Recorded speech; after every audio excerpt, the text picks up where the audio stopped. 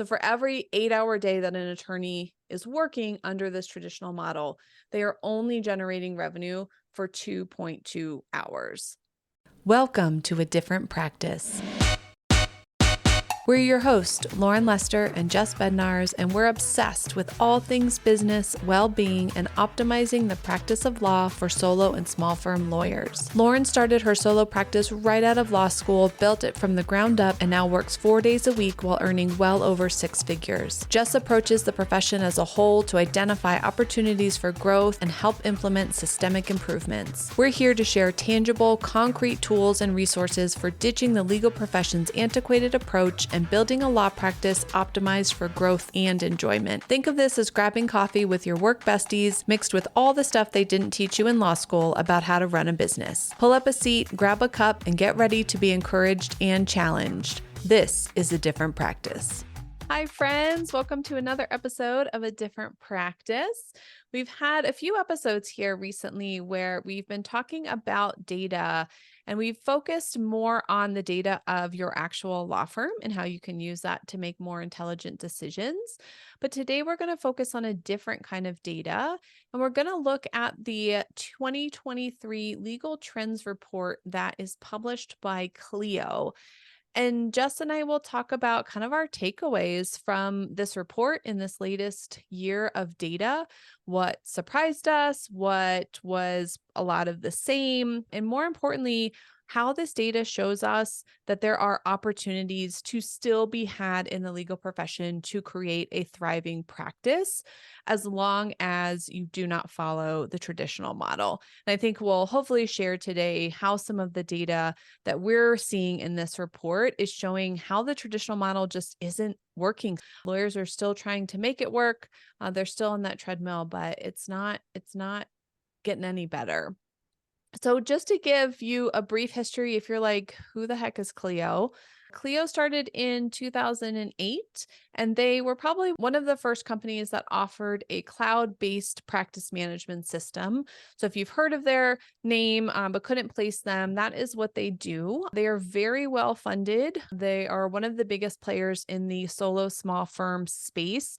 And so in the market, a lot of attorneys think that they're the only player when it comes to cloud-based practice management systems, that there are a lot out there, but Clio just tends to be one of the biggest ones and one of the loudest ones. But because of that, one of the benefits are that they have a lot of legal professionals who use them. So they report that they have over 150,000 legal professionals on their platform. And from those folks who are using it day in and day out to manage their cases in their law firm, that's where they get a lot of their data. So in this report that Clio released recently, they have 3 data points. One is going to be all of the data from their software. This is anonymous data from their users, from their clients and their billing rates and how much time they're spending on different cases. And so they take all of that and strip out the personal information and use that to create an aggregate report. I think it's important to note that Clio's report is built and their software is built on a billable hour model, which if you've listened to our podcast at all, you know is not our favorite. We think that value-based pricing and other models are much better for the consumer. And I even personally, I use Clio as my practice management software, but I don't bill by the hour. So I do have to kind of finagle their system. And I would be curious to know if, let's say, my data is in the data set that goes into this report, that may be skewing their data. So that's all to say that the data, while it's there and it does come from a good amount of legal professionals, I wouldn't take it as absolute fact and definitely take it with a grain of salt. In their report, Clio also includes survey of legal professionals. So not only the data from the case management software, but also just asking legal professionals a survey, which they did between May and July of this year. And they ended up talking to about just under 1,500 people. And this is lawyers and the support staff, just kind of anyone in the profession who is serving clients. And then they also did a survey of the general population. So of clients, and these are both folks who have engaged with legal services, and then also folks who might be potential legal consumers. So that data set, if you're curious, is just over 1,000 adults in the US. And they looked at things like attitudes, opinions, preferences, and behaviors as it was related to the legal profession. Clio does note that the sample that they have is representative of the US population by age, gender, religion, income, and race. So they are understanding it as a good cross section. So that's where the data is coming from. We'll kind of go through our takeaways from it. But Clio's been putting out this report since 2016. They release it every year. If you are curious to see the report for 2023 or the report for any other year in the past, you can get any of that at clio.com. So in the report this year, Clio does look at things like average billable rate and utilization rate, which we'll get to, and kind of running a law firm. But they do have a new metric, which is interesting that they included this year, which is the lockup rate, is what they call it. And really, this talks about cash flow. And so they look at things, what they call the realization lockup rate. So this is how much of a firm's revenue is unbilled. So the work has been done, but it hasn't been put on an invoice and actually sent out to a client yet. So you could kind of think of that possibly as the work in progress. And then they also look at the collection lockup rate. And so this is revenue that has been billed. It's been sent out to a client, but it hasn't actually been paid yet. More traditionally or more commonly, you might refer to that as AR or accounts receivable, right? But the point that Clio is trying to make in the report is that cash flow is really important to businesses, certainly to law firms. We are a business after all, and that it could potentially be one of the challenges that law firms are running into in terms of being able to actually run the business. According to Clio, and I think this is pretty common across the board in any kind of accounting theory, is that you want to reduce that lockup rate or basically increase your cash flow. They provide an example on page 30, which I thought was really stark. It was kind of shocking, something that I didn't actually realize how easy it would be to fall into this hole. But they talk about any law firm, say they start with $5,000, but if that law firm has an average deficit every month of even just $200, right? That's not a lot in the grand scheme of things. But if you run that deficit every single month, that law firm, no matter what their billable work is, will be bankrupt in 2 years. So if you don't believe that cash flow is important and understanding your numbers is important, that is a really easy example to see that it actually is. And even a little tiny drip, right? $200 a month doesn't seem like a lot, can ultimately bankrupt your business. So I appreciate that Clio brought in an emphasis on cash flow. I think that lawyers don't think about that enough in our businesses, and it's something that we do need to pay more attention to because it is a big metric on the health of our business. If you remember back in episode 21, we talked with Brooke Lively, and one of the core financial numbers that showed the health of the law firms that she worked with, the first thing that she said was cash flow. So this is something that's really important to think about and look at. And I appreciate that Clio has it included in here. They also included for the first time a consideration about AI. Obviously, that's everywhere nowadays. So it's no surprise that they are including a section about it in the report. Overall, the consensus I found was that lawyers and clients know it's out there. It's still so new that it's early to tell how reliable it's going to be, how helpful it's going to be. I think both sides are a little bit wary of it and approaching it pretty cautiously. And it was interesting to see that a lot of lawyers are hoping to use it for things like document management, calendaring, legal research, but they just don't think that the technology is there yet, or at least they just don't have the confidence in it yet. All right, so my biggest takeaway from the report as a whole, if I had to sum it down, is that it appears to me in interpreting the data that lawyers are working more and earning less. Clio reports that the average hour of legal services is up by 22% in the last year. So it costs 22% more. And that's across the country, about $300 an hour. It's a little bit under that, but that's the average hourly rate that they are seeing from the data set that they have pulled. But they also found that lawyers on average have a heavier caseload and are putting in more billable hours. In fact, it's 25% more, which is a pretty big increase when you think about we're still talking about a 24-hour day, right? Like the pie doesn't get any bigger in terms of the amount of time we have. So lawyers are working more and recording 33% more billable hours because they are working more, which might sound great. But when you go through what Clio calls their utilization and realization rates, it actually isn't resulting in a lot more revenue, or at least an equal amount of revenue that you might think from those numbers. So if you've ever read Clio's Legal Trends Report, you know that they talk about the utilization rate, which is going to be the amount of billable time that actually occurs in an 8-hour day. So there is a slight increase from last year in the utilization rate, which would make sense because if lawyers are billing 33% more, that's going to affect kind of what is actually put on the billable time. But what the data showed is that nearly 2/3 of the workday, so 2/3 of that 8-hour day, is still underutilized, is still not actually producing billable work if you want to work under the billable hour. And Clio notes in their report that they're attributing this to inefficient admin and business development tasks. So their past research, it sounds like, has said that this could be upwards of 48% of a lawyer's non-billable time is inefficient admin. 48%. That means half of the time is spent doing admin tasks and not anything that actually generates revenue.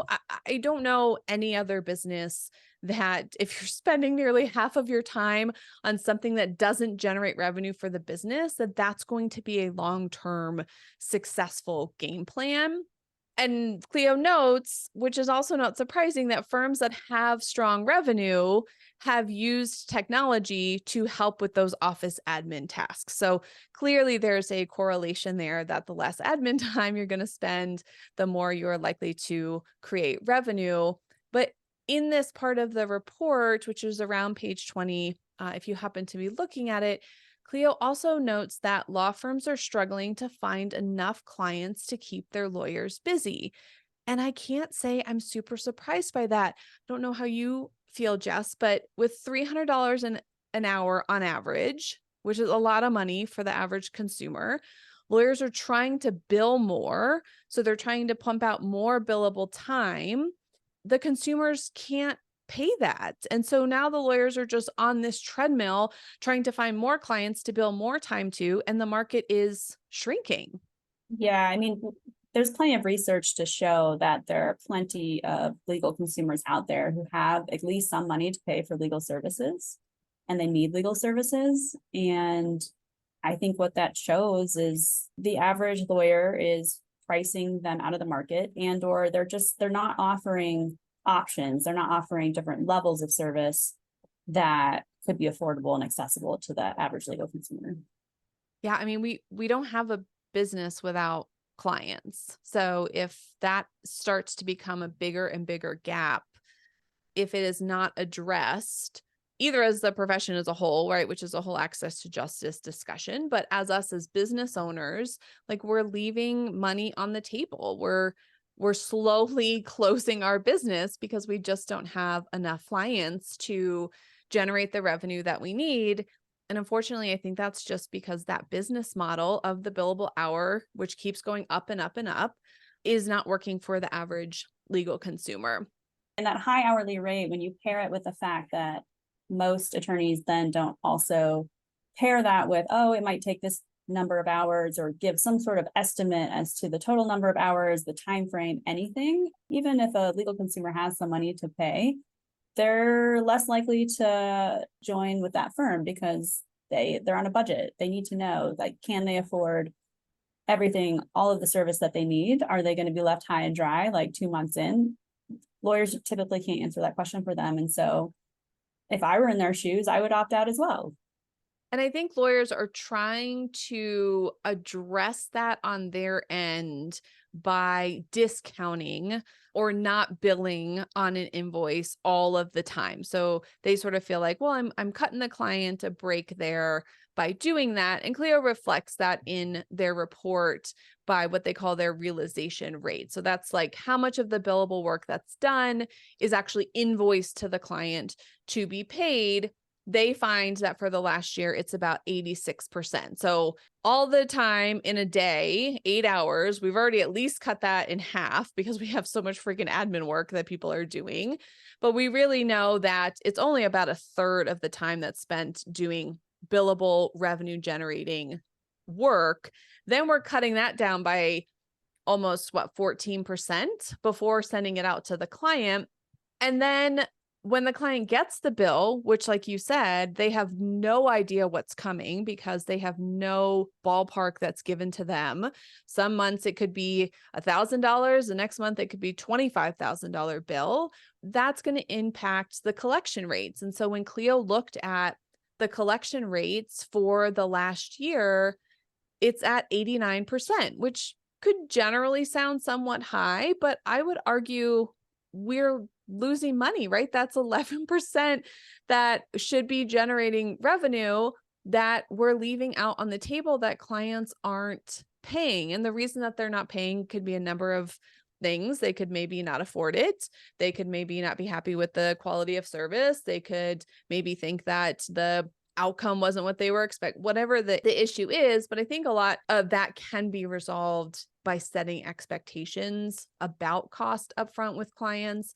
And Clio goes ahead and sort of gives a nod to that without, I think, calling it outright, to say that we're not doing a great job as a profession of setting expectations. They say that, those issues arise when attorneys don't establish reasonable billing expectations with clients or when a case hasn't been appropriately vetted during the intake process, which we preach about all the time.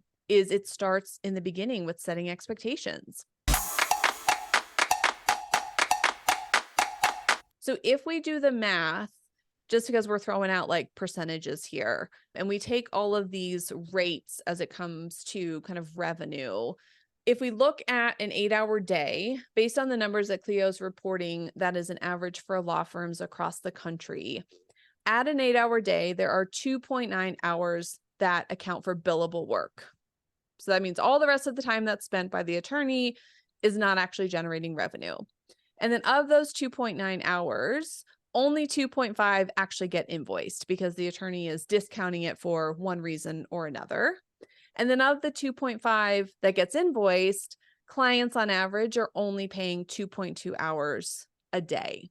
So for every 8-hour day that an attorney is working under this traditional model, they are only generating revenue for 2.2 hours. And I don't know, you must have to have a hell of an hourly rate to probably be able to pay yourself a decent wage, let alone keep your office running and the lights on and pay your staff and postage and all that. Like that just to me says that is not a sustainable business model. I mean, 2.2 hours is crazy. Yeah, it's not a lot. And again, if you're only working 2.2 hours, then you'd be killing it. Fine. But what we're seeing here is that's not the case. The average attorney is working at least 8 hours, probably more, but really only earning 2.2 hours worth at the end of the day, or bringing that money in. Yeah. And that's a really small space to start from. Like that doesn't give you a lot of margins. And then you layer on top their lockup rates or those cash flow rates that we talked about in the beginning. So not only are you only generating revenue on 2.2 hours, you're not getting that potentially, depending on how your billing process is, for months. And so your cash flow really takes a big hit when you don't have a lot of room to spare because that's such a small amount of revenue. The other big takeaway I had from this report is it feels to me that as a profession, we are very disconnected from our clients. And by that, I mean what we think about our clients and their abilities or what they're thinking is very different when those actual clients or potential clients are surveyed in terms of what they're thinking their abilities are or how they view the profession. And as a service-based industry, that's very concerning to me that we are not more in line with what our consumers need and want. And there's a million different pathways that can go down, but I don't think we are sustainable, not only from a cash flow revenue standpoint, but if we can't get on the same page as the legal consumer, the average legal consumer. And in the report, it seemed to be a revelation to the report writers, which is funny to me because we talk about this all the time, but they have a line in there that says, at a certain point, the client's perception of value reaches its highest point, which is also when the client is most willing to pay their legal bills. Yes, the client will only separate from their money when they see value. Like, how many times have we said that? I'm super glad that it seems to be reaching more of the profession, but that's it. Like, of the whole report, that line right there, I feel like is all we need to focus on and extrapolate is the client is going to take value and they're looking for value and they're not going to pay unless they find that. But when we're so disconnected from what they value, it's hard for us to have that conversation and make those points to them. And there are just a couple of, I would almost say, anecdotal examples in the data itself. Like when we go through these, you might think like, oh, that's kind of like a minor detail. Does that really make a difference? And that thing in a vacuum probably doesn't, but I would argue that it's symptomatic of a larger issue. So, for example, nearly half of law firms think that they don't take too much time to send a bill.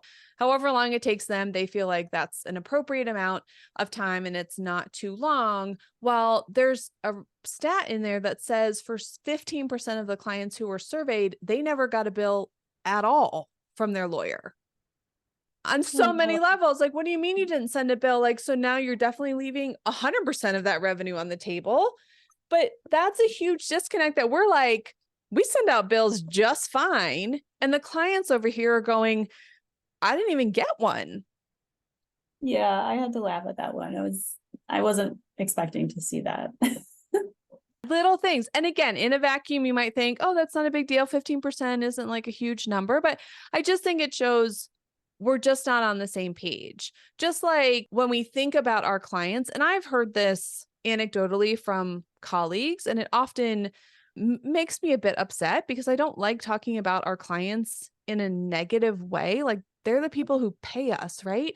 But there's a data point in here that said 41% of lawyers think that too many clients don't pay on time and that 24% don't pay at all. So nearly 65% we see our clients as like bad payers, basically. They don't pay or they don't pay on time. And that's always the flippant comment of like, I did pro bono, I wasn't expecting, right? And I think that goes back to expectations. I think that's on the attorney, but we are generally as a profession viewing our clients as bad payers and like they're the problem when it comes to payment. But when Clio surveyed the consumer, 84% of them said they pay their bills on time, and actually 67% wanted to pay it right away. So the client is over here thinking like, man, I'm doing a good job. I'm paying these legal bills, even when I'm sure they are having sticker shock. And we as a profession are thinking that they're terrible at making payments. And that's a big chasm between the two sides of a service-based industry. Yeah, I think it just shows a lack of empathy. It's not something that we've traditionally been good at in the legal profession, kind of taking a step back and trying to put ourselves in other people's shoes, including our clients. Why is it they aren't paying?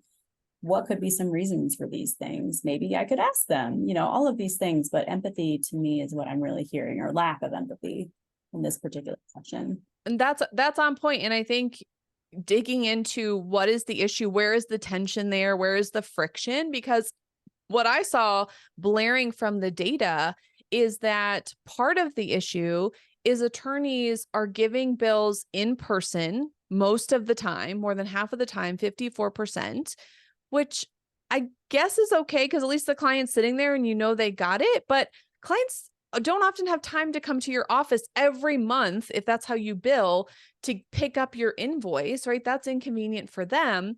And then there's 37% of law firms who are sending invoices by snail mail.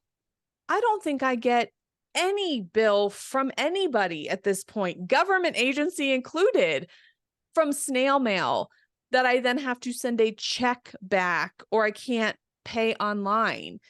That's a friction point, right? Consumers, when they asked, 46% of legal consumers, guess how they want to pay? Online by credit card.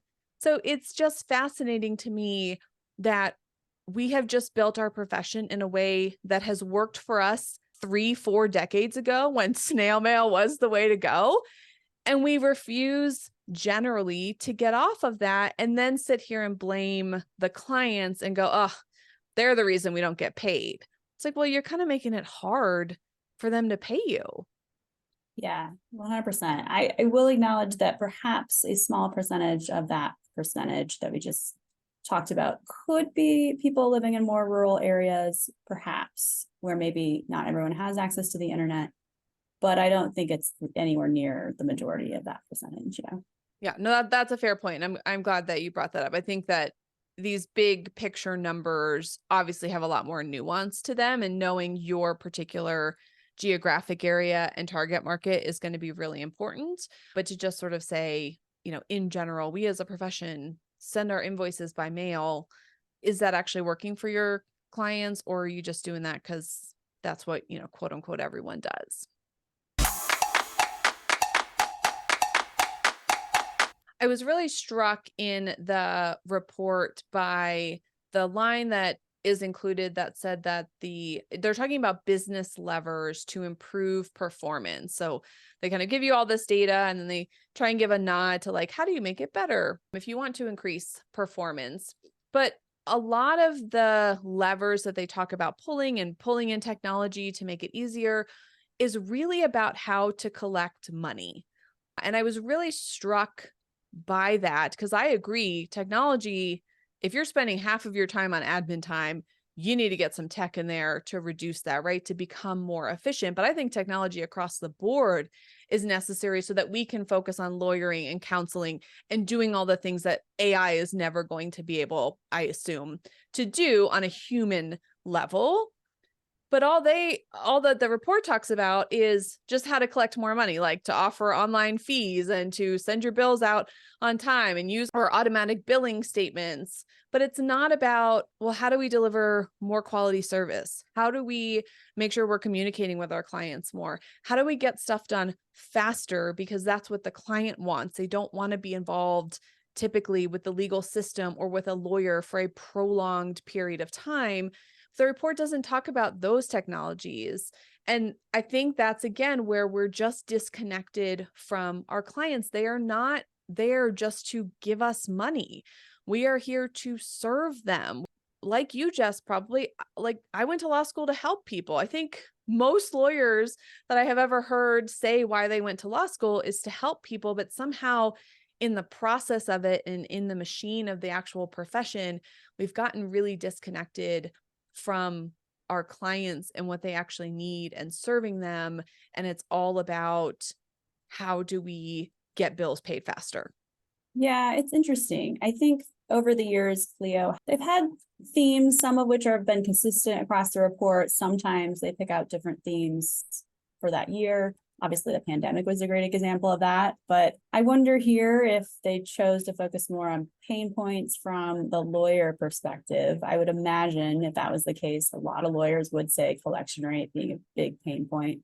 But just interesting to frame it that way, to hear that lawyers maybe are more focused on that than creating client-centric firms. They're focusing on value and the clients. I don't know if that's a fair takeaway from this. It's hard to tell because we don't have any information on that, but it is an interesting framing. And I don't know why they chose to go this particular direction with this report. Mm-hmm. I think that's a fair point. And even if that was unconscious or not intentional, I think that it continues to support the narrative and we don't realize that we're doing it. But when you put out data, which again, no knock on Clio, I think these reports are super helpful. I like going through the data to see trends in the profession. I think we can pull out a lot of opportunities, and we wouldn't have had that without them putting together this report, right? Like making decisions based on data is going to be far more productive in any aspect of life. So I appreciate that they do that, but I wonder if the framing that they look at or the lens that they share this data through or the interpretation doesn't continue to perpetuate that narrative that I don't think is overall helpful. Yeah, and that's a great segue to what I think my biggest takeaway and frustration is, and I know you share this with this report, is if we zoom out, it really is the framing of the entire report. It is all based on the billable hour. So I mean, there's a choice there, right? Like Clio has users like you who don't bill by the hour. They could have chosen, for example, to highlight that type of work and compare and contrast it against the billable hour and all of these things that we just talked about. Although I will say, and we were talking about this before we jumped on, a lot of these frameworks that we just talked about, the utilization, realization, collection framework, also the, I can't remember what it's called, the gratitude framework or whatever that was, which I love. I'm a huge fan. I know you're a huge fan of taking frameworks from outside the legal profession and applying them to legal. I think that's really helpful. But in this instance, if we focus on value-based pricing, those frameworks don't really apply. They're not super relevant because in that instance, with value-based pricing, you're really scoping the work well on the front end. You are offering a set fee and you are collecting that fee before you actually complete the work. And if that's what's happening, we don't need to have these discussions about utilization, realization, collection, lockup, because you are collecting that money, your cash flow is good. And by doing all these things, those are very client-centric things that'll spill over and cause you to have repeat clients, good reviews, et cetera, which will then help you continue to bring in clients. And I guess one thing that is just really frustrating for me is I hear Clio talk a lot about being client-centric, building a client-centric firm. Jack Newton, the co-founder of Clio, even wrote a book about it. I really challenge Clio and anyone, frankly, to demonstrate how billing by the hour is client-centric. I just don't think you can do it. And this entire report is built around it. And I think it's failing lawyers. I think we're failing lawyers by continuing to frame reports and conversations this way. I think it needs to be more expansive. I think we need to talk more about the benefits of value-based pricing. And I'll give Clio a little bit of credit. In previous reports, they've talked about it a little bit more, not a ton, but more than they have in this report, certainly. I think we need to focus more on that. I think that's what's going to not only benefit legal consumers, it's going to benefit lawyers. Like we talk about this all the time. So it's just frustrating to read through this report. I think it was a missed opportunity.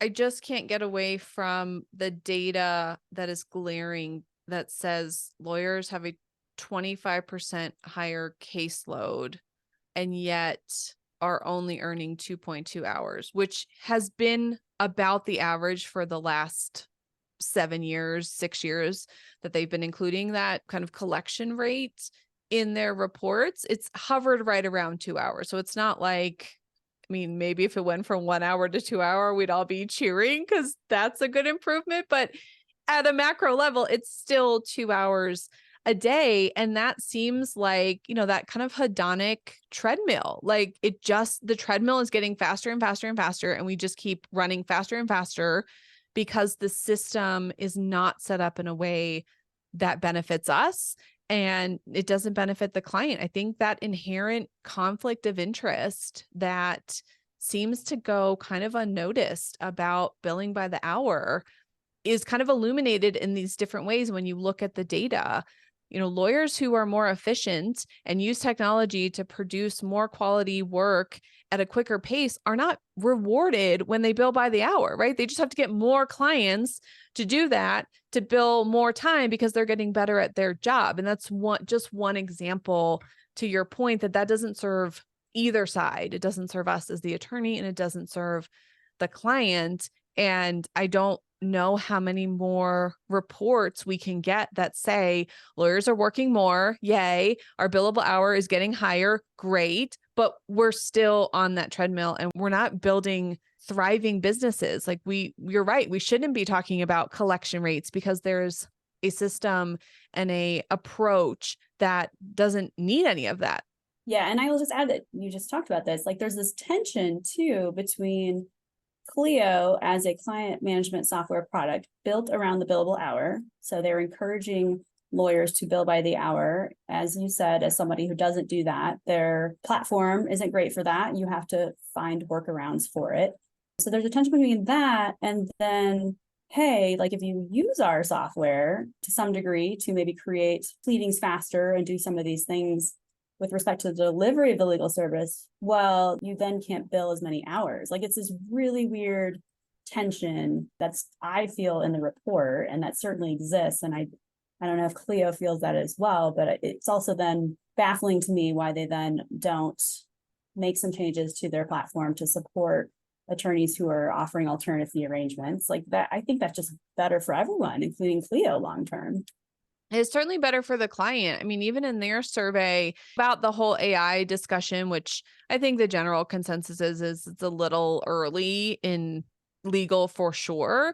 But clients even said that they were open to it. One, if the lawyer was transparent about it. So if you think clients don't want transparency about pricing, they want it about how their legal services are being delivered. But two, they were more open to it, even though in general they were skeptical. But the clients said that they were open to it if it made legal services more affordable and if the legal services they received were of a higher quality. So clients are willing to take a pretty big risk in a technology that we as a society are still grappling with its abilities and what it can do and the moral and ethical and all of that of it. And clients are like, I'll wade in those crazy waters that are a little bit murky if I can get legal services that are more affordable and of higher quality. And I feel like as a profession, we shouldn't have to force clients to do that riskier behavior when we have an ability to provide affordable legal services that are of a higher quality in a way that is way better for us and way better for them without that risk. Yeah, huge mismatch between supply and demand for sure. But an opportunity for anyone listening to this podcast who maybe is billing by the hour and experiencing some of these pain points outlined in the report. There's so much opportunity to make change and to meet those needs. There's a lot of business out there. It's an untapped market. Although the report initially to me felt like we were just beating a dead horse of like, this isn't working. How many more reports do we have to show that the traditional model that worked in the 80s is not working in today's market? But if you take a little bit more of an optimistic approach, I absolutely agree. For where there is a challenge, there is an opportunity.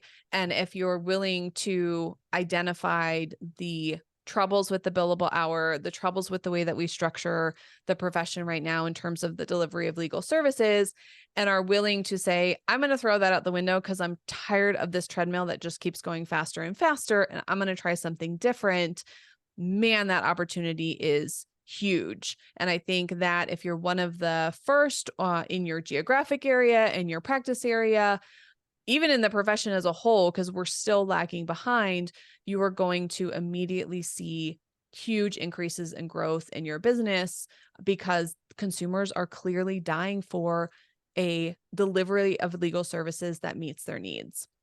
So if you are a solo or small firm lawyer or law firm owner and you have found this episode has really resonated, you've seen the opportunity, you've seen and felt that the way that things have been going and the traditional model isn't working, you're ready to get off the treadmill and actually learn how to run a business in today's market where you aren't having to work more to earn less. We are really excited because we've got a great solution for you. So this is the first time we are announcing this to all of our wonderful podcast listeners. You are the first to hear. In 2024, we are starting a Law Firm Growth Mastermind. This came out of hearing from countless frustrated solo and small firm owners like you that share with us that they feel stuck. They have learned one way to run a business. They are killing it as a lawyer. Their legal skills are top notch, but the way that they have learned to run their business is not optimized for growth, and they just feel stuck. They don't know what else to do. They feel like they're on that treadmill that just keeps getting faster. And when they see data like we went over today, they say, yeah, that's exactly my experience. And we believe that it all leads back to one thing. You were never taught how to successfully run a law firm as a business in today's market, but we know how. We know how to build a practice that you love. We know how to earn more by working less. And I say that from experience. I have read all the books. I have gone to all the webinars. I have tried all the things. I have had lots of trial and error. And after 8 years, I have figured out a system where I work part-time and sell more than $250,000 a year. So I know that this is doable. And we're taking all of that knowledge and boiling it down to give our mastermind members the practical tips that they need to do the exact same thing in their practice. We're going to cover topics like vision, goals, and mindsets. We're going to talk about branding and marketing for your firm, finance, pricing, client acquisition, automation and templates. How do you make a firm that works for you, where you can work less and earn more and start to accelerate your growth? We will show you exactly how to 2x your sales by working less. You can join from anywhere and collaborate with like-minded lawyers, sharing your experiences and discovering fresh approaches for optimizing your law firm. You're going to learn how to streamline workflows and create templates so that you can work smarter, not harder, and achieve more while reducing your workload. So if you're ready to revolutionize your law firm's operations, increase profits, and achieve the work-life balance that you've always dreamed of, sign up for our Law Firm Growth Mastermind. There are a limited number of seats, so do not wait. This will fill up fast. We cannot wait to go on this journey with you and see how your law firm looks different in just 12 months when you go through this program with us. You can learn more at adifferentpractice.com/mastermind. And that's adifferentpractice.com/mastermind. Thank you so much for spending your time with us today. As always, we appreciate it. We hope that going through this report was helpful. Like we said, there's not a lot of data points that we get in the profession. So we are very appreciative to Clio for putting this all together and providing these data points every year. Feel free to look up the report yourself. Again, that's at clio.com, or you can just search Clio Legal Trends Report and you'll find it. Do take it as an opportunity. Use the data to continue to make intelligent decisions. If you have any insights that you pull from the Legal Trends Report, feel free to leave us a voice memo. We'd love to hear what insights you take, how you interpret the data, and how maybe it aligns or doesn't with your experience as a member of the profession. Thanks so much for listening. We will catch you next time. Until then, keep building a different practice. We're over here giving you a virtual high five because you just finished another episode of A Different Practice. For more from this episode, head over to adifferentpractice.com/podcast for our show notes. If you found this episode helpful, we'd love it if you'd share it with someone. Be sure to rate the show wherever you listen to podcasts, and don't forget to subscribe so you never miss an episode. If you're looking for even more practical tools to optimize your law practice for growth and enjoyment, sign up for our monthly newsletter at adifferentpractice.com/subscribe. We can't wait to connect with you next time. Until then, keep building a different practice.